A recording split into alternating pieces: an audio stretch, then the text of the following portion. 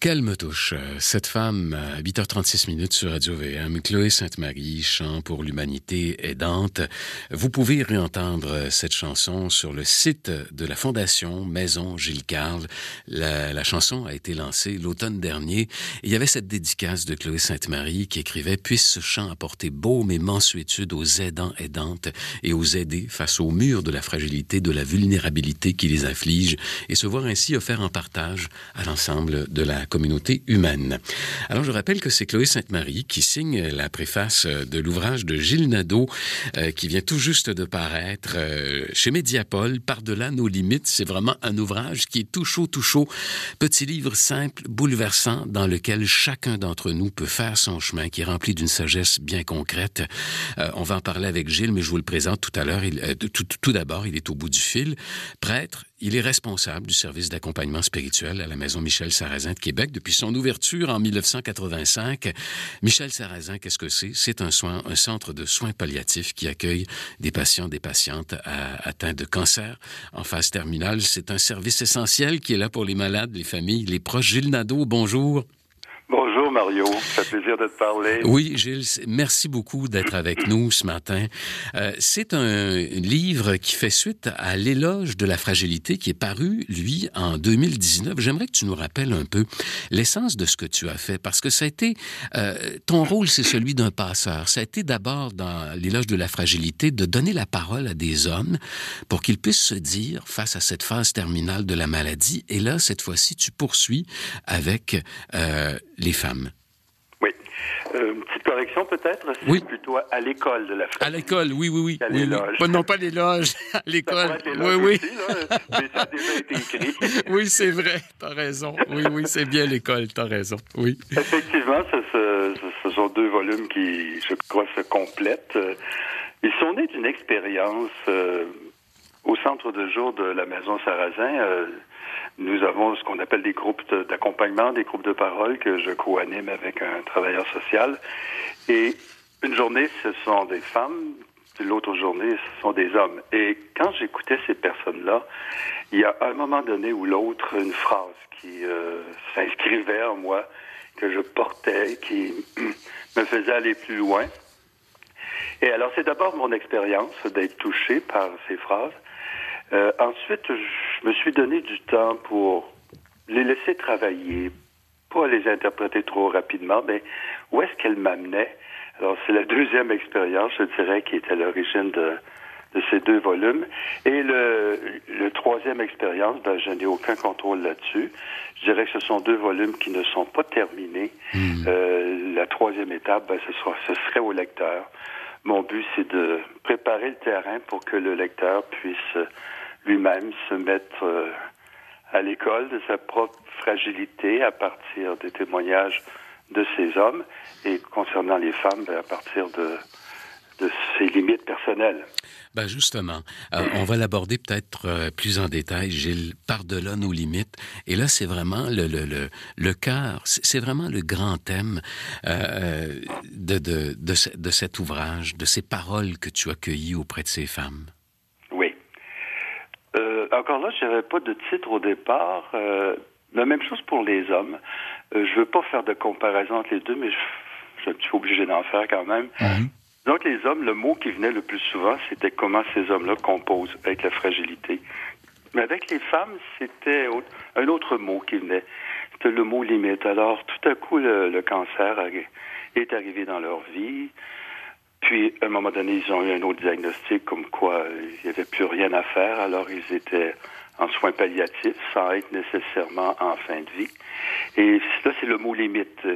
Puis, dans le volume, ce à quoi j'invite le lecteur, c'est de s'arrêter à ce que je dirais aux limites qu'on ne peut pas franchir, hein, elles sont là, elles s'imposent et on ne peut pas changer la situation. Bon, ça peut être, par exemple, un diagnostic réservé, avec un pronostic réservé. Ça peut être une blessure personnelle. Ça peut être un échec financier. Parce qu'il y a des limites, quand même, auxquelles on peut réagir, on peut dépasser, mais il y en a d'autres qui s'imposent comme des murs. Des sortes de dilemmes, des sortes d'impasses. Alors, qu'est-ce qui s'est passé chez ces femmes-là pour qu'elles puissent avoir une telle franchise sur leur expérience, autant sur leur souffrance que sur leur force. Alors c'est là que je voudrais amener le lecteur à regarder ses propres limites sur lesquelles il n'a pas de contrôle. Le seul contrôle qu'il a, que nous avons, c'est sur nous-mêmes. Oui, et tu écris, je l'ai noté au passage, il y a tellement de choses, et ça parle vraiment à tout le monde. Tu écris que toute grande limite peut devenir un bon professeur. Oui, ça c'est venu d'une malade, une dame âgée qui a dit à un moment donné, quand on est enfant, nos parents sont nos professeurs.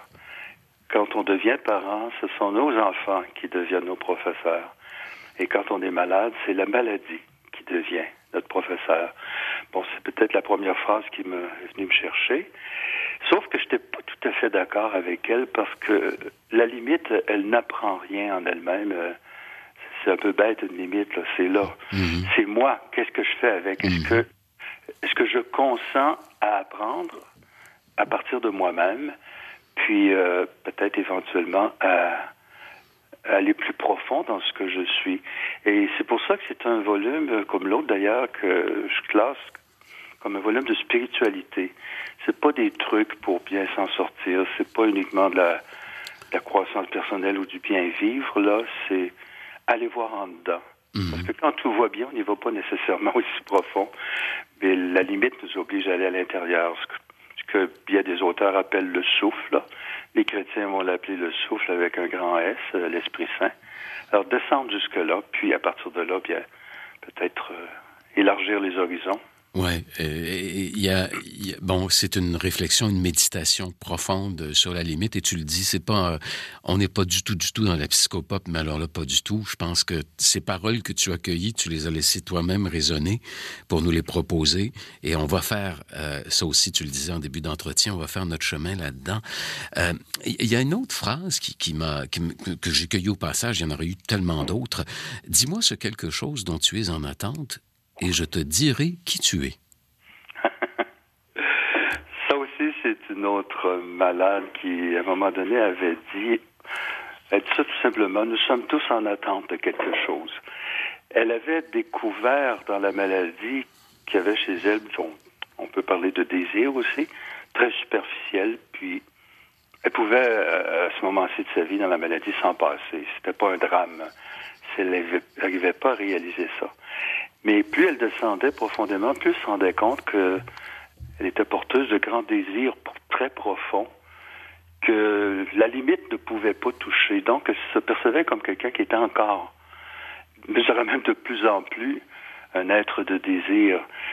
Puis des réalités, désir de paix, par exemple, désir d'amour, désir de dignité, des choses auxquelles elle ne pensait pas nécessairement quand elle était en santé. Alors, je me dis, la limite... peut être pour nous, si on veut apprendre, l'occasion de faire du ménage dans nos désirs pour accéder au plus profond, ceux qui nous font vivre. Puis on dirait que ces désirs-là, ils sont là, ils ne s'imposent pas, mais quand la limite vient tout bousculer, on dirait qu'ils émergent. Puis il y a des gens dans les épreuves qui vont trouver une certaine paix, une certaine vie intérieure parce que sont connectés sur leur désir le plus profond et ceux-là sont réalisables. Bon, pas de façon parfaite, là, mais sont réalisables. Ce sont tellement des paroles qui portent, puis surtout, étant donné le contexte de la fin de vie. Et il y en a une, c'est aussi, chaque en tête de chapitre, des 15 chapitres, ce sont des paroles que tu as cueillies. Et il y a celle-là, se voir soi-même avec bienveillance. Oui, c'est peut-être la plus parlante, je crois, actuellement.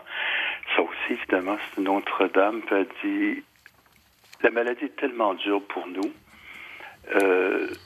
La société, jusqu'à un certain point, tout en étant compatissante, elle est dure pour nous. Les malades, on n'a pas tellement nécessairement notre place. Je pense, par exemple, en période de COVID, combien de personnes âgées se sont fait dire que, c'est un peu elle la cause du problème. Alors, puis elle dit aussi, on avait, en période de maladie, on devient sévère envers soi-même. On devient exigeant. On s'en demande beaucoup. Alors, elle trouvait l'importance d'être bienveillant envers soi-même, de s'entourer de bonté de la part des autres, oui, mais surtout soi-même face à soi-même. Être indulgent, pas se demander ce qu'on peut pas donner, puis surtout apprécier ce qu'on est en train de découvrir comme étant beau et bon chez soi. Comme par exemple, les parents ne peuvent plus être parents de la même façon qu'avant la maladie. Alors, s'ils sont pas bienveillants envers eux-mêmes, ils vont dire, je suis un mauvais parent, j'abandonne des enfants, je les triche en fin de vie. Tandis que être bienveillant envers soi-même, c'est ce que j'entendais, c'était, il y a une nouvelle façon d'être parent quand on est malade. Parent jusqu'à la fin. Et ça demande la bienveillance pour le découvrir, avoir confiance là-dedans et pas se percevoir uniquement comme quelqu'un qui est en train de rater quelque chose. Alors, puis je trouve qu'actuellement, dans notre monde qui vit une période difficile, c'est extrêmement important, ça, cette bienveillance. La bienveillance, je dirais que c'est un mot, juste à l'entendre, il fait déjà du bien. C'est un mot doux. C'est comme un pansement autour d'une plaie. C'est fait de toutes sortes de petites choses, en tout cas. Bienveiller. Bienveiller. Moi, j'ai toujours cette image d'une maman avec un enfant dans ses bras et qu'il regarde avec tendresse. Enfin, c'est une image qui me nourrit. Mais c'est pas de moi dont on parle, c'est de ton ouvrage. Il y a une autre chose que je trouve fondamentale dans ce travail que tu as fait autant avec les hommes qu'avec les femmes, c'est cette idée de transmission. Et tu dis, à un moment donné, consentir à apprendre et à transmettre. Oui. Ça aussi, c'est venu de la même dame qui disait qu'on a des choses à apprendre. Elle était vraiment assez âgée. Puis, elle pensait surtout, quand elle parlait de ça, elle pensait surtout à ses petits-enfants. Puis, c'était pas le discours d'une personne âgée, frustrée devant les jeunes d'aujourd'hui. Elle avait une certaine compassion pour eux. La vie n'est pas facile pour eux. Ils doivent performer, ils doivent se faire rapidement un système de valeurs, en tout cas, etc. Puis elle dit, on a des choses à leur apprendre. Comme par exemple, ça rejoint une autre phrase, c'est elle-même qui disait aussi, on laisse tous une empreinte. Veut pas. Peut-être que dans 10 ans, on ne se souviendra plus de son nom, rien, mais elle aura marqué quelqu'un.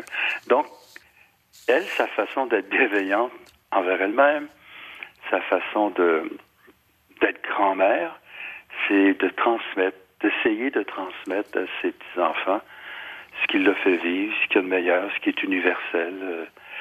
Maintenant, elle était complètement démunie face aux façons de le faire, mais elle racontait quelques conversations qu'elle avait eues avec des adolescents, ses petits-enfants, puis c'était pour elle une façon d'être bienveillante envers elle-même et envers les autres. Là-dessus, Gilles, c'est tout le temps dont on dispose ce matin. On aurait pu continuer, mais il y a des paroles fortes qu'on va laisser résonner parce que c'est une journée pour laisser de la place, justement, aux paroles qui résonnent intérieurement, au silence. Il y a cette association avec Chloé Sainte-Marie qui signe également la préface de ton ouvrage. Et quel beau choix, quelle belle rencontre. Oui, c'est un beau cadeau. J'avais rencontré Chloé Sainte-Marie on faisait partie du même panel il y a plusieurs années, puis elle m'avait impressionné par son engagement. D'abord, elle a vécu quelque chose de très difficile comme proche aidante et son engagement pour fonder les maisons Gilles Carle. Puis, il me semble que la préface de ce volume-là, ça devait être une femme. Et avec l'éditeur, on a osé demander. Ça a pris peut-être 3 ou 4 jours et on a reçu tout de suite une préface qui est plutôt une forme de poème, là. C'est un beau cadeau. Oui. On se laisse, Gilles, avec justement une chanson de Chloé Sainte-Marie que tu as choisie. Je te laisse nous la présenter. Bien, elle a été écrite par Gilles Carle, mise en musique par un de leurs amis. Elle l'interprète surtout avec une chorale d'enfants. Il suffit de si peu de choses, d'un souvenir, d'une pensée d'amour. Il me semble qu'en ce vendredi saint, peu importe nos options spirituelles et religieuses, c'est un bon moment pour avoir une pensée d'amour pour quelques-uns, particulièrement dans la période difficile que nous traversons. Gilles Nadeau, merci infiniment, auteur de Par-delà nos limites qui vient de paraître chez Mediapol. Et puis, bonne montée Pascal. Merci Mario, à toi aussi.